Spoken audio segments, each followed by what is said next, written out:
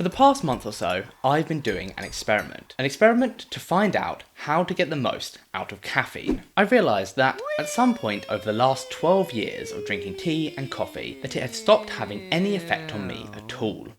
Or at least I thought so. So I decided to experiment a little with how much caffeine I have and what effect it has on me. Now don't get me wrong, I'm not quitting caffeine drinks anytime soon. Between being English and my chronic addiction to James Hoffmann videos, I don't think I could, even if I wanted to. It's a wet cheese, and that's not good. So what did I actually do?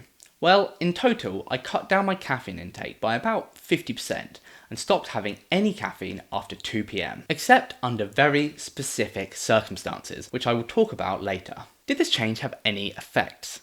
Did my sleep get any better? And most importantly of all, how can I abuse caffeine to get the most out of it in a healthy-ish way? Well, let's talk about it.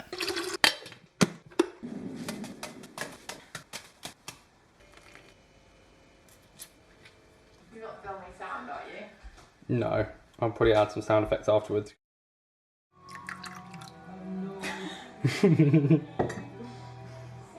Shocked. Before I get into what I've learnt from this experiment, here's a super simple description of what caffeine does to our brains. When you have your morning coffee, the caffeine from that delicious brown beverage gets absorbed by your gut into your bloodstream, where it's then free to travel up to your brain. In your brain, there's a type of receptor called an adenosine receptor, which is unsurprisingly activated by the chemical adenosine. When this receptor is activated, it does two things. It reduces brain activity, which calms you down, and it makes you sleepy. Caffeine blocks these receptors, stopping them being activated by the adenosine, and this in turn makes you feel less tired and more energetic.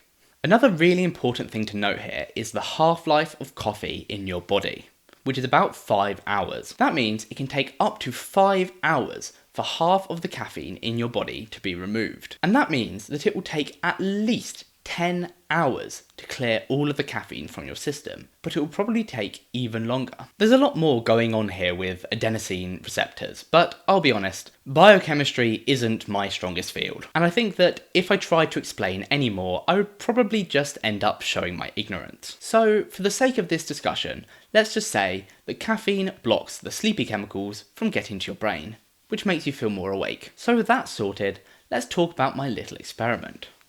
Caffeine has caused me to become weak. Let me explain. The reason I decided to do this experiment is because of something that happened a couple of months ago. I had to get up early one morning and I was running late, so I decided to skip my morning coffee. This was fine because I knew that at about 9:30 I'd have time to go grab a coffee from somewhere. But as you can probably guess, I didn't have time. It didn't take long for me to start noticing the effects. By 11 a.m, I was feeling sleepy and I was struggling to focus, and then by 2 p.m, I was absolutely exhausted. I pushed on and managed to get done what needed to be done, but it was an awful experience that I never ever want to repeat. Now that probably isn't much of a shock. I stopped drinking the wakey juice and I felt tired. Big surprise. But what did shock me is how tired I felt, and that caused me to have an epiphany. Caffeine makes me weaker.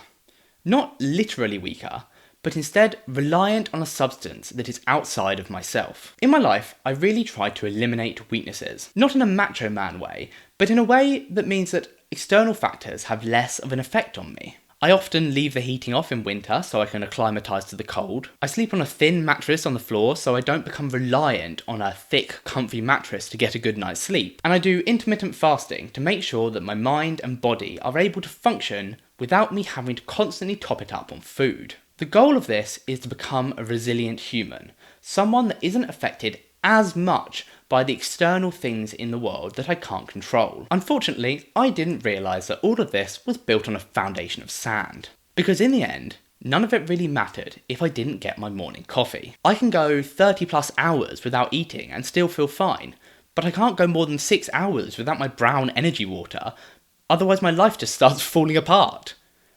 And that kind of sucks. So I decided to make a change, and here we are. Over a month since I started, and I have a few insights. One of the first and most obvious things that I noticed is that I actually feel tired in the evenings now. I've always been a bit of a night owl, and I normally feel like I get my best work done after about 6 PM in the evening, and I usually didn't feel tired until at least 11. But now, things have very much shifted. I now feel tired by about 9 o'clock and definitely want to be asleep by about 10. But even more impressive than that, while I still like working in the evenings, I now find that I do my best work in the mornings, and that the standard of work that I do is much more consistent. Now, of course, this is all very subjective. This isn't exactly a double-blind, placebo-controlled study, but it is very interesting nonetheless. Another interesting revelation I've had is that Rooibos, or Redbush, is bloody delicious. And I know that what I'm about to say is sacrilege as an English person, but I think I like it as much as normal tea.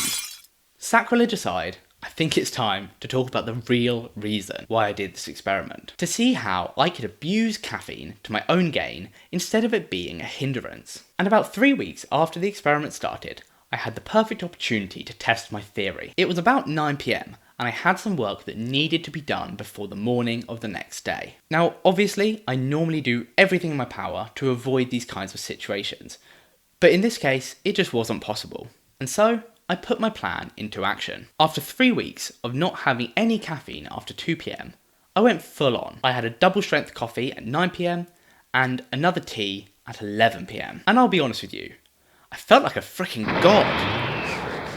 Such a dumb line, why did I write that? I know it was just a caffeine high, but this was probably the first real caffeine high I've had in about 11 years. And it was amazing. And not just that, the work just flowed out of me. And by 2 AM, I was finished and ready to go to sleep. Do I recommend that you do this often? No, not at all. Not even slightly. For one, if you did this often, then it would stop being effective pretty quickly. This works because of the contrast of your tired, decaffeinated brain and the sudden spike of energy you get from being caffeinated. And by doing it too often, you just build up a tolerance again, and it would stop working. Secondly, this clearly isn't a thing that's healthy to do regularly. Caffeine isn't magic, and chronic sleep deprivation causes a slew of just awful, horrendous problems. You have to look at this like a tool in your arsenal, something you can utilise when you need it the most, but that you should avoid unless absolutely necessary. And something that's interesting about this is that it applies to more than just caffeine. This applies to almost any mind-altering substance that you might partake in. Nicotine, alcohol, weed, or even sugar. Now, I'm not recommending that you use any of these substances, that's on you. But if you do use them, then I advise that you think about how much you're using. For me personally, when I was an adult teenager, I used to go to the pub most weekends to have a few beers with my mates. And as a young man usually does when they go to the pub, I overindulged a bit, and so I started to build a tolerance.